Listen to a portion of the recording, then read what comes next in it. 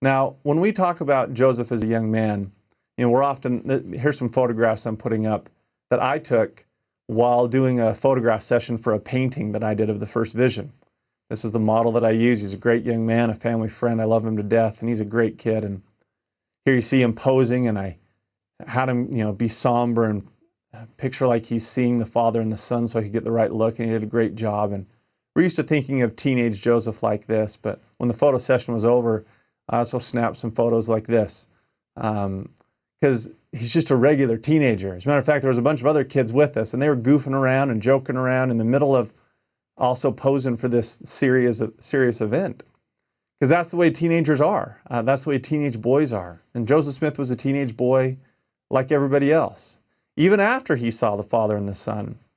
He says after the first vision that the Lord was with him, and for many days he could rejoice. But a few months later, a few weeks later, a few years later, he's a normal person like you and I are, dealing with the normal day-to-day realities of life.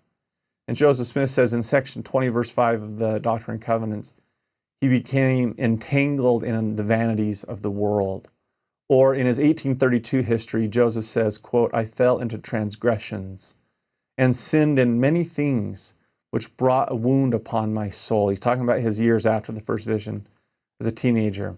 Or in Joseph Smith history, chapter 1, verse 28, which we're all very familiar with, he says, quote, I was left to all kind of temptations, and mingling with all kinds of society, I frequently fell into many foolish errors, and displayed the weakness of youth and the foibles of human nature, which I am sorry to say, led me into divers temptations offensive in the sight of God. And what are some of those? He tells us himself, I was guilty of levity and sometimes associated with jovial company. Translation, he was a regular teenage boy.